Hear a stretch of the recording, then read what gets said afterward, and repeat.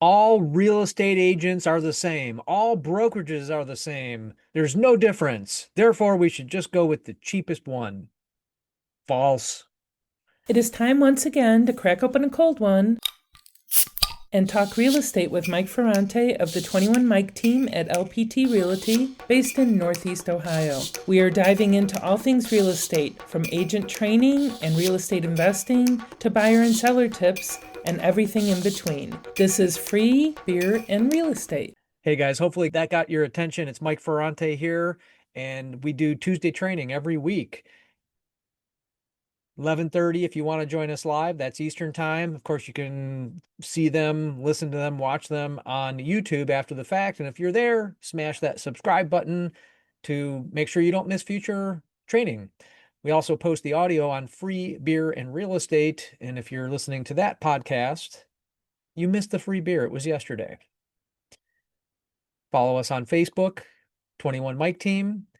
That's where we post all our Tuesday trainings. We actually got a couple good suggestions for Tuesday trainings from you guys, the audience. So if you have something you want us to cover, just hit me up. Shoot me an email, mike@21mike.com. So the next 2 weeks, we're going to do a little series. We're going to talk about, first of all, value proposition. Okay, in the opener, I said we're all the same. That's totally not true. If that were the case, then we're a commodity, just like brokerages would be a commodity, just like any business. So if you're a business owner, if you're an agent, if you're a broker, team lead, each one of you has a different value proposition. And here's the really important thing. Can you convey that value proposition to potential clients? That's the key. It's not just having the value proposition, but being able to convey it to your potential clients. This week, we're going to talk about buyer agent value proposition. And next week, we're going to talk about listing or seller agent value proposition, how to put together that package, how to convey it to your potential clients. So the end of the story goes like this. When you're done with this exercise, you should be able to hand your buyer prospects something, your VIP buyer program package, a list on a piece of paper even that just says, hey, this is everything I do for you. This is what makes me different. So again, whether you're just a business owner in any business, agent, team, broker, whatever it is, we all have our own unique value propositions. So what I wanted to do today is I know my value proposition, but what about yours? We're different, right? We're a team. We do hundreds of transactions, big volume, big name. Everybody knows us. They see our signs, they hear our names. Oh, yeah, I've heard of that team. I know them. But is that for everyone? If you're an agent here in Northeast Ohio, you might say, well, I'm just a solo agent. I do 5 deals a year, 10 deals a year, 20 deals a year. So, what is your value proposition? I see Mike Pillow here. He's in Apple Valley Lake, Howard, Ohio, Knox County. Are you the Central Ohio specialist? We've got Ashok on today. Ashok speaks several different languages. You know, that could be part of his value proposition. Rual, Reggae Realtor Rual. He's from Jamaica. Could that help him connect with agents, with clients who are like him, who share some interests? So it's not just about who does the most business. And if we're all the same, are we just a commodity where people are going to go with the cheapest? I mean, we all drive different cars, right? And that's all based on value proposition. I want this brand of truck. I want that kind of car because it seats a certain number of people or it has these safety features. So here's the thing. Value proposition is unique to each one of us. It may or may not have something to do with our brand. Your brand could be part of your value proposition, your experience, your skills, your knowledge, your education. If you're like Mike and you have military intelligence and postmaster experience, Mike knows a broad range of cities and towns. I mean, there's no one who knows more about Central Ohio than him. Do you think that's part of his value proposition? So each one of us has a value proposition. And the key is being able to put it in a form that you can give it to a prospect and say, here's what I have to offer. Let's see if we're a good fit. Because are you a good fit for everyone? Of course not. Everyone shouldn't be your client. I always like to say you're not looking for clients in the body family, the everybody, somebody, anybody. The body family is not your client list. Your client list are the people who need what you have to offer. We can't be everything to everybody. So, what I did here today is I want to give you an idea on how to come up with your value proposition. Okay, go through those things. Everything I just said, experience, your education, your interests. People might like to work with you because you share an interest in fishing or in hiking or in yoga, the PTA. These are things that are all part of your value proposition. And of course, there's personality. You might be a total goofball like me and Mike, and people like that. Other people don't like that. So here's what I did. Of course, everything comes back to AI, and whether you're using chat or Claude or both, I would suggest to you to go through this exercise and then possibly run it through chat. I actually recently did this for sort of a life mission statement. I was feeling lost, believe it or not. You guys probably look at me and say, "Oh, Mike's got it together. He really knows what he wants and what he's doing." And that's couldn't be farther from the truth. I was lost. Okay, let's just leave it at that. And so I spent about 20 to 30 minutes on chat and I said, "Help me come up with sort of a life mission statement." And I'm looking at it on my wall right here and it's pinned to my bulletin board. And I had it ask me a series of questions to help me really get it down, really understand why I'm doing what I'm doing. I love that exercise. So that's a little side note. But today, have chat or Claude or whatever AI you're using help you put together your value proposition. So here's what I suggest. Here's your prompt. Ask me questions one at a time to determine what my exact value proposition is as a buyer's agent for potential real estate clients. Dig deep, push back, don't just accept my first answer. Okay, craft that however you see fit and really put some thought into the answers to these questions. I said in my initial prompt 10 questions. You could put a cap on it at 10, or you could say as many as you need to help me craft my buyer's agent proposition. So I did this and I'm going to kind of go through the exercise with you. You guys can do this on your own. Uh, Chat took on the role of interviewing. It's kind of interesting. It says, uh, I'm interviewing 3 agents. What would you say you do better or differently for buyers than the average real estate agent in your market? So is it market expert? Do you know new construction? Do you know all about homes? Were you a property manager? Were you an investor? Are you an investor? Have you bought and sold many homes? What is your unique value proposition? What do you do better or differently? Here's a good one. When buyers work for you, what problems, frustrations, risk, or fears are you especially good at helping them avoid? Gosh, isn't this great? If you listen to the great Tony Robbins, what does he say is more of a powerful motivator, pain or pleasure? Of course, it's pain. People will do anything to avoid pain. So, making a list of the problems, frustrations, risks, and fears that you help clients avoid is part of your value proposition. So, make a list of those questions, those problems. Think about your past successes if you're an experienced agent. How did you help people through a tough spot? Are you a great negotiator?